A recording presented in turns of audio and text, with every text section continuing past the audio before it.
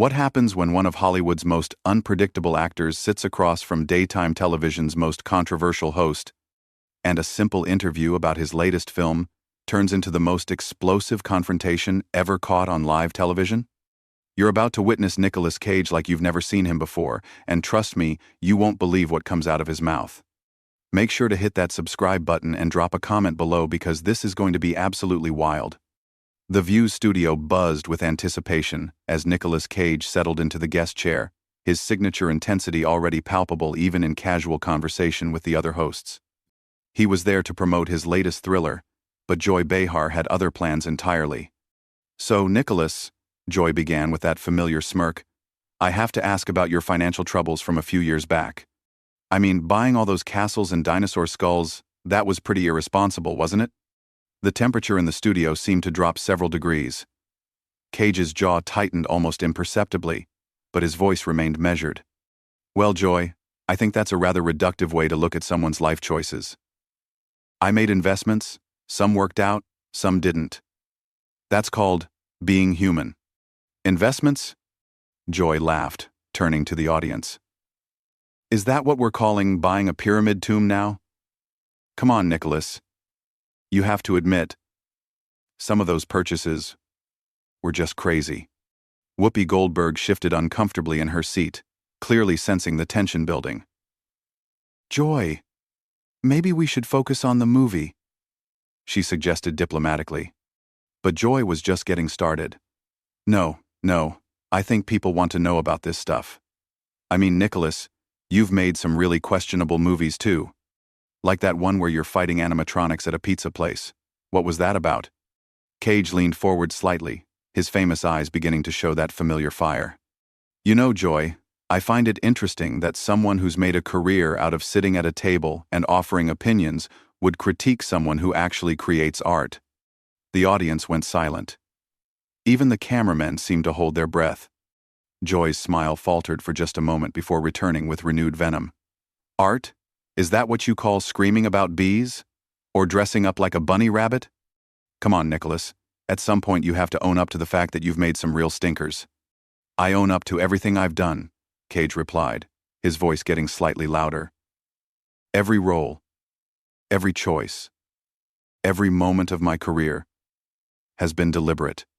I don't hide behind a desk making cheap shots at people who are actually out there taking risks." Sarah Haynes tried to jump in. "Nicolas, tell us about your new film, the one where you play." "Oh, let me guess," Joy interrupted. "Another Nicolas Cage movie where Nicolas Cage plays Nicolas Cage? Do you ever actually act, or do you just show up and be weird?" That was it. Something shifted in Cage's posture, like a coiled spring suddenly released. His voice dropped to an ominous whisper that somehow carried more menace than any shout. "You want to know about acting, Joy? Let me tell you something about acting. Acting is about truth. It's about finding the raw, honest emotion in a moment and sharing that with the world, even when it makes you vulnerable. It's about commitment to a craft that most people could never understand." Joy rolled her eyes dramatically. "Oh, please. Spare me the lecture. You're not Marlon Brando, Nicolas. You're the guy who screams about stealing the Declaration of Independence. And you're the person who thinks making jokes about other people's lives passes for entertainment," Cage shot back, his voice rising. "At least when I commit to something, I commit fully. When I take a role, I don't phone it in. I don't sit in judgment of others while contributing nothing meaningful to the world." The other hosts were frantically trying to regain control of the situation, but it was like trying to stop a freight train with their bare hands. "Contributing nothing?" Joy's voice pitched higher, clearly stung by the accusation. "I've been in this business longer than you've been alive, sweetheart. I've interviewed presidents, covered wars, dealt with real news while you were probably still trying to figure out which relative got you into the movie business." Cage's eyes flashed dangerously. "There at Island, the real Joy Behar. When you can't win an argument with facts, you resort to personal attacks and assumptions. For your information, I earned my place in this industry through years of training, dedication, and yes, taking risks that safe little talk show hosts would never dare to take." "Safe?" Joy practically shrieked. "You think what I do is safe? Do you have any idea what it's like to face criticism every single day? To have people analyze every word you say? The difference, Cage said, standing up slightly in his chair, is that I face that criticism for creating something. You face it for tearing other people down. There's a world of difference between being criticized for your art and being criticized for being cruel. Joy slammed her hand on the table. Cruel? I'm being honest. Someone has to tell the truth about these ridiculous movies you make. Ghost Rider? Really? A flaming skeleton motorcycle rider? What adult thought that was a good idea?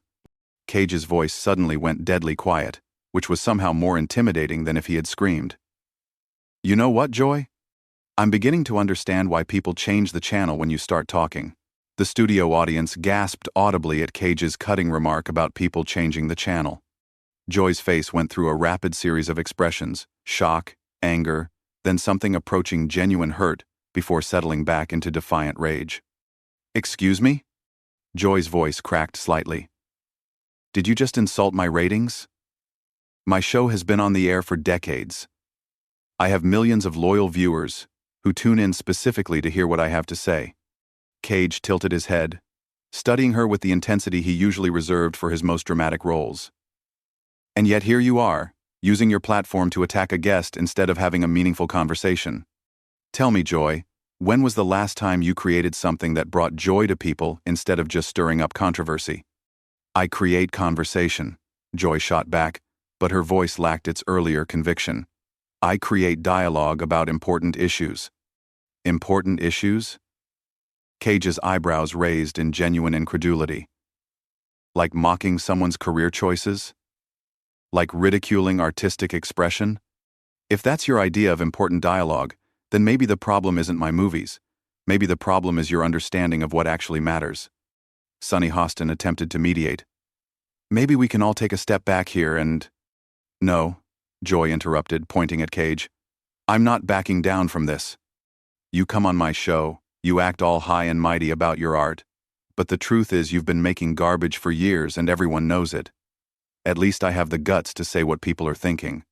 Cage stood up fully now, his imposing frame casting a shadow across the table. The cameras captured every micro-expression as his face transformed into something truly formidable. Garbage? His voice carried a dangerous edge that made everyone in the studio lean forward. Let me tell you something about garbage, Joy. Garbage is tearing people down for entertainment. Garbage is using your position of influence to spread negativity instead of celebrating human creativity. Garbage is mistaking cynicism for wisdom. Oh, don't you dare lecture me about wisdom, Joy spat, also rising from her chair. You're an actor, Nicolas. You pretend to be other people for money. I deal with real issues, real politics, real problems that affect real people's lives. Real problems? Cage's laugh was sharp and humorless. Your real problem seems to be that you can't stand when someone doesn't fit into your narrow little box of what's acceptable. You see something different, something unique, and your first instinct is to mock it, to tear it down, to make yourself feel superior by making others feel small. The tension was so thick, you could cut it with a knife. Whoopi was frantically signaling to the producers, but the cameras kept rolling, capturing every explosive second. Joy's voice rose to match his intensity. You know what? Maybe I should mock it. Maybe someone needs to call out the Emperor's new clothes situation here. Your acting style is just yelling and making weird faces, and somehow you've convinced people that's deep and artistic. My acting style, Cage said, his voice dropping to that menacing whisper again, comes from years of studying under Sanford Meisner, from understanding the method, from dedicating my entire life to the craft. What's your expertise based on, Joy? What qualifies you to judge anyone's artistic expression? Life experience, Joy fired back. Common sense, the ability to call something ridiculous when it's ridiculous. Cage shook his head slowly, a look of genuine pity crossing his features. You know what's truly ridiculous, Joy? Sitting in judgment of people who are brave enough to put themselves out there, to be vulnerable, to risk failure in pursuit of something meaningful. You've built your entire career on being the person who points and laughs while others actually do the work. The work? Joy's voice was getting shrill now. What work? Screaming about stealing the Constitution isn't work. It's a paycheck for overacting. And what you do isn't even that, Cage replied coldly. At least when I overact, I'm trying to give an audience an experience, trying to make them feel something. What you do is just meanness disguised as commentary. Ana Navarro tried desperately to change the subject. Nicolas, your fans really love your commitment to your roles. His fans are probably teenagers who think loud equals funny. Joy interrupted, clearly unable to let it go. Mature audiences want subtlety, sophistication, not whatever this island. Cage's eyes lit up with a dangerous fire. Mature audiences? Is that what you call your demographic? People who tune in to watch you bully guests and spread gossip? That's your idea of mature entertainment? I don't bully anyone, Joy protested, but her voice wavered. I ask tough questions. I hold people accountable. Accountable for what? Cage demanded. For daring to make choices you don't approve of? For having the audacity to be different? For refusing to play it safe like you've done your entire career? The accusation hit its mark. Joy's face flushed red with anger and something that looked suspiciously like shame. Play it safe? She sputtered. Do you think what I do is safe? Do you think it's easy to sit here every day and deal with criticism from people like you who think they're better than everyone else? I don't think I'm better than everyone else, Cage replied with deadly calm. But I'm starting to think I'm better than someone who uses their platform to spread negativity and call it journalism. Joy's face went through a kaleidoscope of emotions at Cage's cutting assessment of her platform.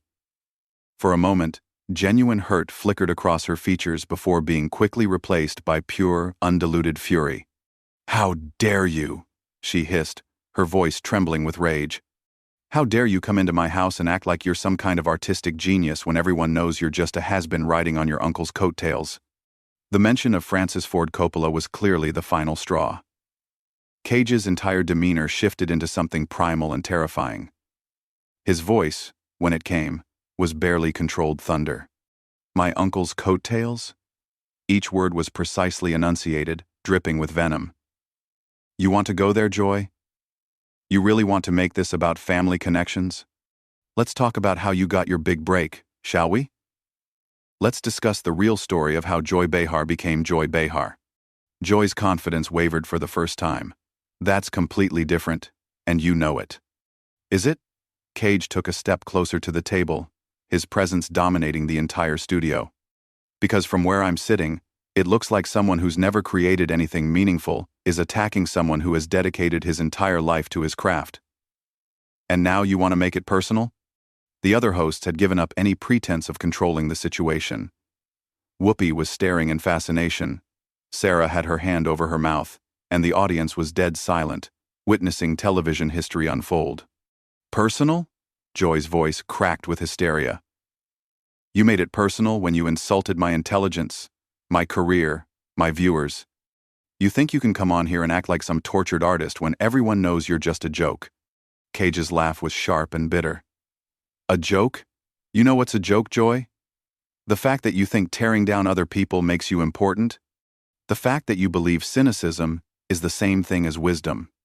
The fact that you've spent so many years being negative that you've forgotten what it's like to actually contribute something positive to the world. Positive? Joy shrieked. What's positive about making terrible movies that waste people's time and money? What's positive about convincing yourself that screaming and overacting is some kind of art form?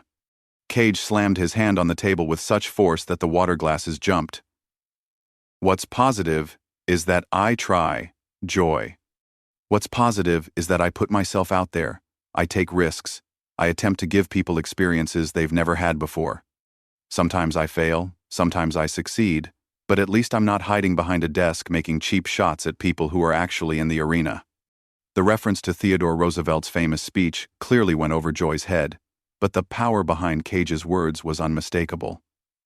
His voice rose to a crescendo that filled every corner of the studio. You want to know what my movies are really about? They're about passion, about commitment, about refusing to play it safe in a world full of people like you who think the highest form of entertainment is watching someone else fail. Every single role I've ever taken, from the smallest independent film to the biggest blockbuster, has been approached with the same level of dedication and respect for the craft.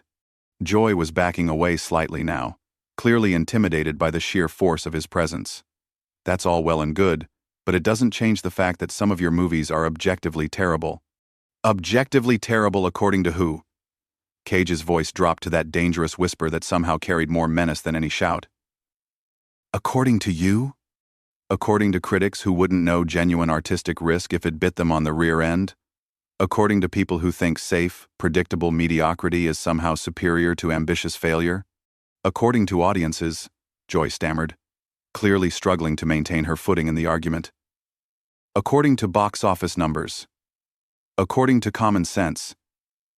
Cage shook his head slowly, a look of genuine pity replacing the anger in his eyes. You really don't get it, do you, Joy? You think art is supposed to be safe. You think creativity is supposed to fit into neat little boxes that make everyone comfortable.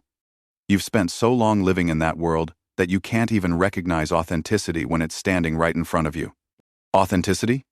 Joy's voice was getting higher and more desperate. Is that what you call it when you buy dinosaur skulls and pyramid tombs? Is that authentic?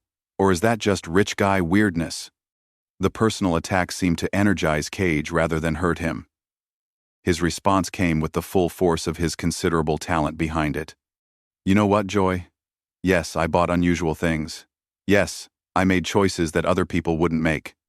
But at least I lived my life instead of sitting in judgment of people who actually have the courage to be different. At least I didn't spend my career hiding behind safe opinions and manufactured controversy. Joy was visibly shaking now, whether from anger or something else entirely. I'm not hiding behind anything. I say what needs to be said. Someone has to call out the nonsense. The nonsense? Cage's voice rose to a roar that could probably be heard in the parking lot. The real nonsense is thinking that destruction is the same as criticism. The real nonsense is believing that tearing people down makes you important. The real nonsense is wasting a platform that could be used to celebrate human creativity and instead using it to spread misery and negativity. The studio was so quiet you could hear a pin drop. Even the camera operators seemed frozen, afraid to move and break the spell of what they were witnessing. Joy made one last desperate attempt to regain control. I'm not spreading misery. I'm being honest about quality. I'm refusing to pretend that everything is wonderful when it's not. Cage stared at her for a long moment, and when he finally spoke, his voice carried a weight that seemed to press down on everyone in the room. Joy, the saddest part about this entire conversation is that you actually believe that. You've convinced yourself that negativity is honesty, that cruelty is truth-telling, that your inability to appreciate something different is somehow a virtue. But here's what you don't understand. You don't get to decide what art means to other people. You don't get to determine what brings joy or meaning to someone's life.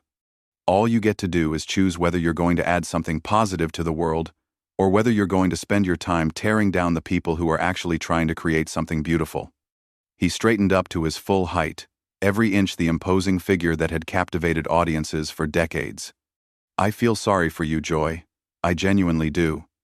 Because somewhere along the way, you forgot that the point of art, the point of entertainment, the point of human expression, is to connect with each other, to share experiences, to find common ground in our shared humanity. Instead, you've chosen to use your platform to divide, to mock, to diminish. And the truly tragic part is that you think that makes you important. Joy opened her mouth to respond, but no words came. For perhaps the first time in her television career, Joy Behar was completely speechless. Cage gathered himself, smoothing down his jacket with the dignity of someone who had just delivered a masterclass in both acting and human decency. Thank you for having me on your show, he said with devastating politeness. I hope your viewers got the entertainment they were looking for. And with that, he walked off the set, leaving Joy Behar standing alone at the table, still unable to form a coherent response. The camera lingered on her shocked face for several long seconds before finally cutting to commercial, but the damage was already done. Nicolas Cage had just delivered the most devastating takedown in daytime television history, and Joy Behar had been left speechless in her own house. That's the power of authentic passion meeting manufactured controversy. That's what happens when someone who actually creates something faces off against someone whose career is built on tearing others down. And that's why this moment will be remembered as one of the most explosive confrontations ever captured on live television. What do you think? Did Joy Behar deserve everything she got in this exchange? Drop your thoughts in the comments below, and make sure to subscribe for more incredible moments like this one.